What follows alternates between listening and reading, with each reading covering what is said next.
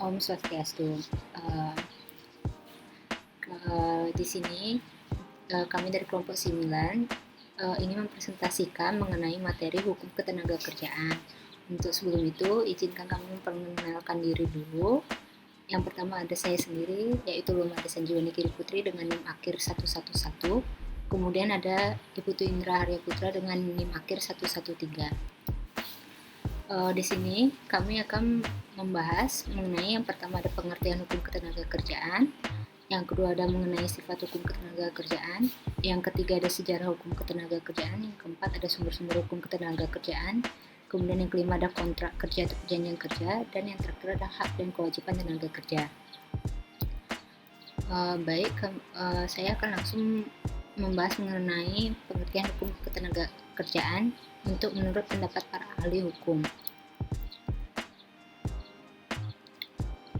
Untuk mengenai pengertian hukum ketenagakerjaan, di sini terdapat menurut 5 pendapat para ahli hukum. Yang pertama ada menurut Molenaar, yaitu di mana hukum perburuhan adalah bagian dari hukum yang berlaku, yang pada pokoknya mengatur hubungan antara buruh dengan majikan, antara buruh dengan buruh, dan antara buruh dengan pengusaha. Kemudian menurut M. G. Levenwich, yaitu hukum perburuhan adalah hukum yang berkenaan dengan hubungan kerja, di mana pekerjaan itu dilakukan di bawah pimpinan dan dengan keadaan penghidupan yang langsung bersangkut paut dengan hubungan kerja itu. Kemudian menurut Van Esveld, yaitu hukum perburuhan itu tidak membatasi hubungan kerja di mana pekerjaan dilakukan di bawah pimpinan saja, tetapi juga meliputi pekerjaan yang dilakukan oleh suatu pekerja yang melakukan pekerjaan atas tanggung jawab dan risiko sendiri.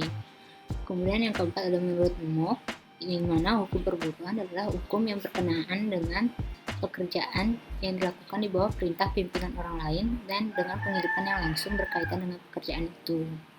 Kemudian yang terakhir ada menurut Profesor Iman Supomo, di mana hukum perburuhan adalah himpunan peraturan baik tertulis maupun tidak tertulis yang berkenaan dengan kejadian di mana seseorang bekerja dengan orang lain dengan menerima upah.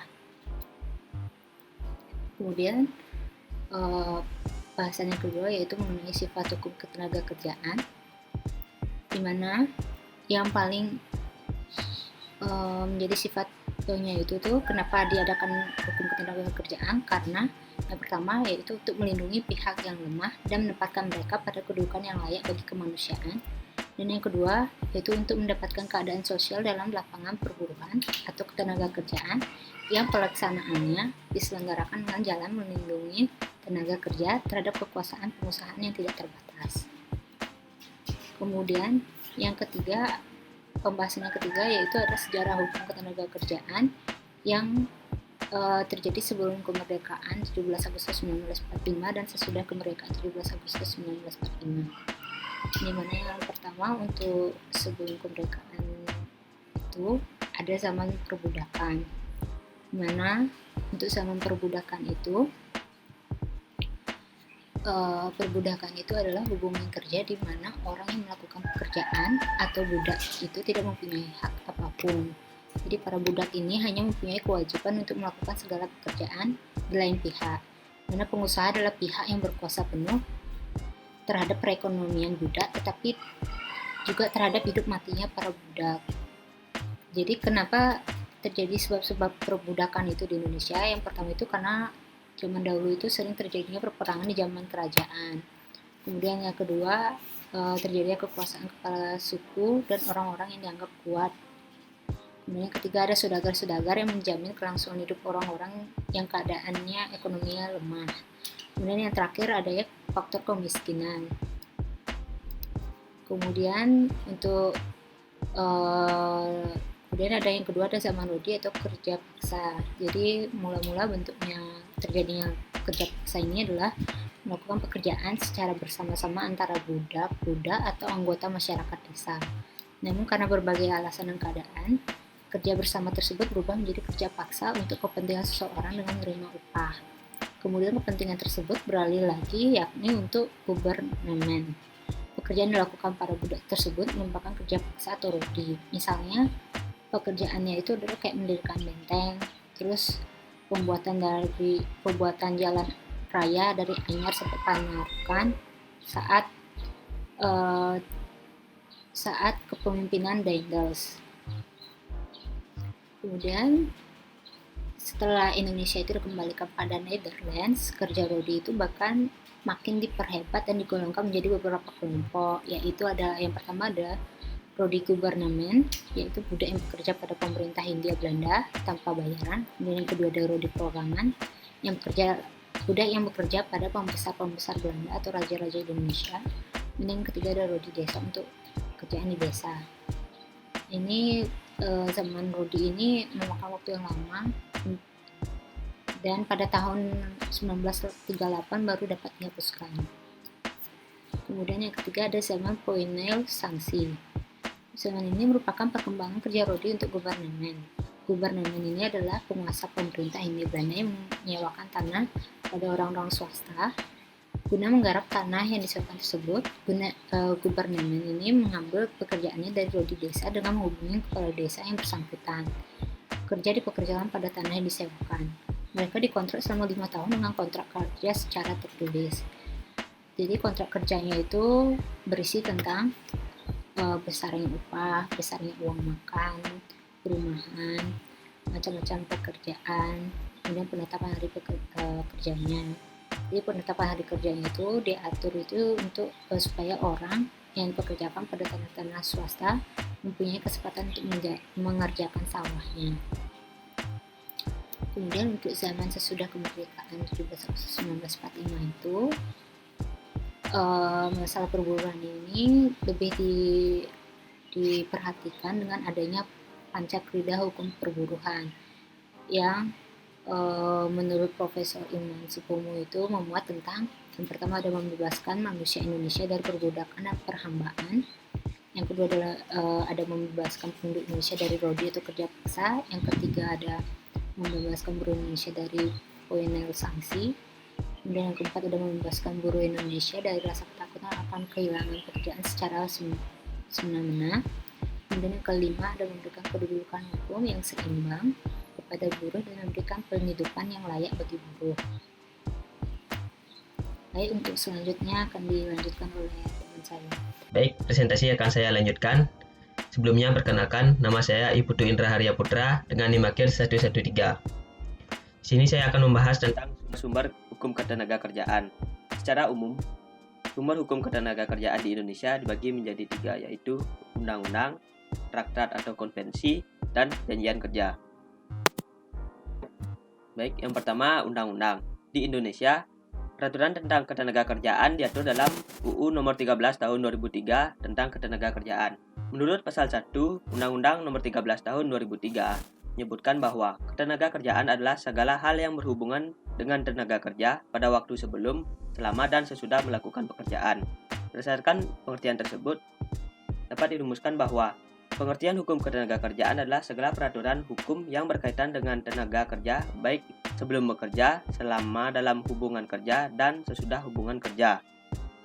Nah, untuk melaksanakan isi dari Undang-Undang Nomor 13 Tahun 2003, dibuat beberapa peraturan turunan seperti peraturan pemerintah. Sebagai contoh, ada peraturan pemerintah Nomor 78 Tahun 2015 tentang pengupahan, dan juga dibuat perda di setiap daerah untuk menjalankan isi dari UU Nomor 13 Tahun 2003. Yang kedua ada traktat atau konvensi.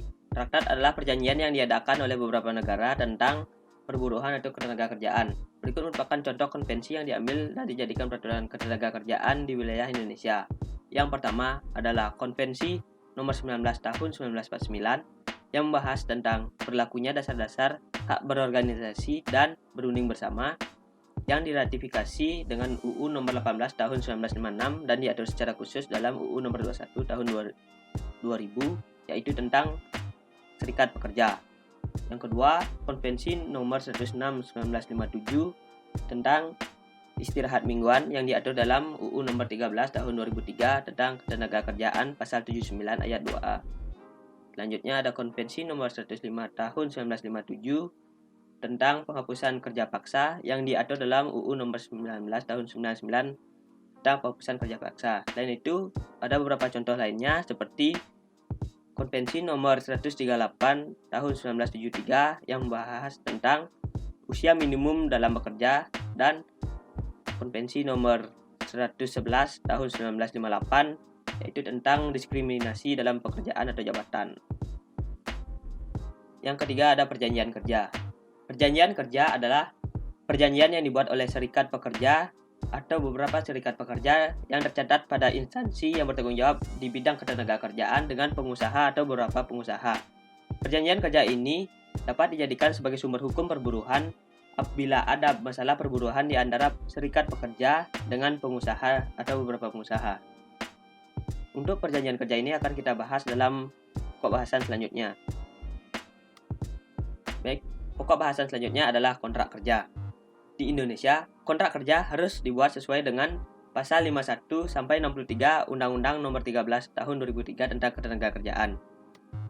Menurut UU Nomor 13 Tahun 2003 tentang Ketenagakerjaan, pasal 1 ayat 14, perjanjian kerja adalah perjanjian yang dibuat antara pekerja dengan pengusaha atau pemberi kerja yang memuat syarat-syarat kerja, hak, dan kewajiban para pihak. Menurut pasal 51, bentuk perjanjian kerja ada dua, yaitu tertulis harus sesuai dengan peraturan perundang-undangan, yang kedua ada lisan. Menurut pasal 52, perjanjian kerja dibuat berdasarkan yang pertama, kesepakatan kedua belah pihak, yang kedua, kecakapan melakukan perbuatan hukum, yang artinya para pihak harus berada di atas 18 tahun, yang ketiga, ada pekerjaan yang diperjanjikan, yang keempat, pekerjaan tidak bertentangan dengan ketertiban umum, kesusilaan, dan peraturan perundang-undangan yang berlaku. Jika perjanjian tersebut tidak memenuhi keempat aspek tersebut, maka perjanjian dapat dibatalkan. Selanjutnya, menurut pasal 54, syarat perjanjian kerja tertulis yaitu yang pertama, memuat nama, alamat perusahaan dan jenis usaha. Yang kedua, memuat nama, jenis kelamin, umur dan alamat pekerja. Yang ketiga, jabatan dan jenis pekerjaan. Yang keempat, tempat pekerjaan. Yang kelima, besarnya upah dan cara pembayaran. Yang keenam, hak dan kewajiban para pekerja dan pengusaha. Yang ketujuh, mulai dan jangka waktu berlakunya perjanjian kerja. Yang kedelapan, tempat dan tanggal perjanjian kerja dibuat. Yang kesembilan, tanda tangan para pihak dalam perjanjian kerja. Perjanjian kerja harus dibuat lengkap dua dan tidak dapat ditarik kembali atau diubah kecuali atas persetujuan kedua belah pihak. Menurut pasal 56 sampai 60, macam-macam perjanjian kerja. Yang pertama ada perjanjian kerja waktu tertentu, yaitu perjanjian yang dibuat atas dasar jangka waktu atau selesainya suatu pekerjaan tertentu. Perjanjian ini dibuat dalam bahasa Indonesia dan huruf Latin. Jika perjanjian dibuat dalam bahasa asing dan bahasa Indonesia, maka jika terjadi salah tafsir, perjanjian bahasa Indonesia yang berlaku. Kemudian, perjanjian ini tidak mensyaratkan adanya masa percobaan. Contoh dari perjanjian kerja waktu tertentu, yang pertama ada pekerja yang sekali selesai atau sifatnya sementara. Yang kedua ada pekerjaan yang selesainya kurang dari 3 tahun atau paling lama 3 tahun. Yang ketiga ada pekerjaan yang bersifat musiman. Yang selanjutnya ada pekerjaan yang berhubungan dengan produk baru atau masih dalam percobaan. Nah, perjanjian ini hanya diadakan paling lama 2 tahun dan hanya bisa diperpanjang dalam 1 tahun saja. Kemudian yang selanjutnya ada perjanjian kerja waktu tidak tertentu. Perjanjian ini dapat mensyaratkan masa percobaan maksimal 3 bulan. Nah, dalam masa percobaan tersebut, pengusaha dilarang membayar upah di bawah upah minimum yang berlaku. Artinya, pengusaha tersebut harus membayar upah pekerja di atas upah minimum yang berlaku. Menurut pasal 61, berakhirnya perjanjian kerja apabila yang pertama, pekerja meninggal dunia. Yang kedua, berakhirnya jangka waktu perjanjian kerja. Yang ketiga, ada putusan pengadilan atau putusan dari lembaga PPAI yang berkekuatan hukum tetap. Yang keempat, ada kejadian tertentu yang dicantumkan dalam perjanjian kerja atau peraturan perusahaan yang menyebabkan perjanjian kerja berakhir. Perjanjian kerja tidak berakhir karena meninggalnya pengusaha atau beralihnya hak atas perusahaan. Jika hal tersebut terjadi, maka hak-hak pekerja menjadi tanggung jawab pengusaha baru, kecuali ditentukan lain. Bila pengusaha meninggal dunia, ahli waris pengusaha dapat mengakhiri perjanjian kerja dengan perundingan. Dan bila pekerja meninggal dunia, ahli waris pekerja berhak mendapatkan hak-hak yang sesuai dengan peraturan yang berlaku. Sesuai pasal 62 pengakhiran hubungan kerja secara sepihak sebelum batas waktu yang ditentukan. Pihak yang mengakhiri wajib membayar ganti rugi sampai batas waktu yang telah diperjanjikan. Kemudian, bila ada perjanjian kerja waktu tidak tertentu dibuat secara lisan, pengusaha harus membuat surat pengangkatan yang berisi nama dan alamat pekerja, tanggal mulai bekerja, jenis pekerjaan, dan besarnya upah. Pokok bahasan selanjutnya yaitu hak dan kewajiban tenaga kerja sesuai dengan UU nomor 13 tahun 2003 tentang ketenagakerjaan.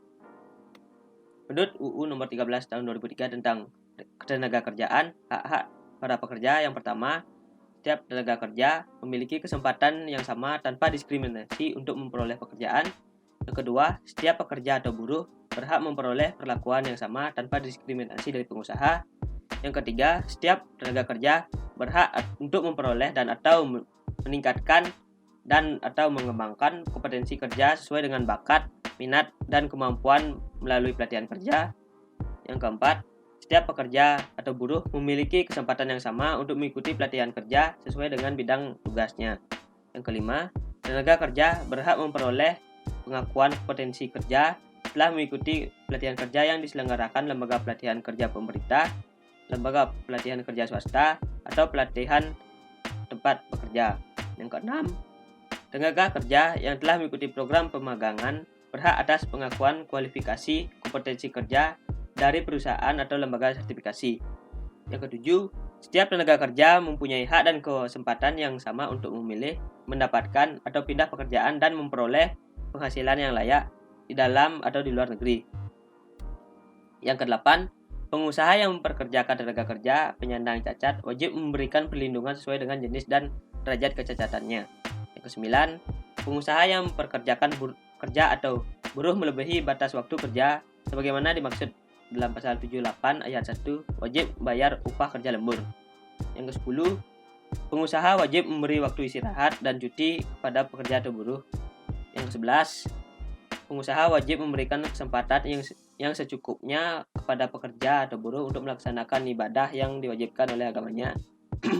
Yang ke-12, pekerja atau buruh perempuan berhak memperoleh istirahat selama 1,5 bulan sebelum saatnya melahirkan anak dan 1,5 bulan sesudah melahirkan menurut perhitungan dokter kandungan atau bidan. Yang ke-13, pekerja atau buruh perempuan yang mengalami keguguran kandungan berhak memperoleh istirahat selama 1,5 bulan atau sesuai dengan surat keterangan dokter kandungan atau bidan.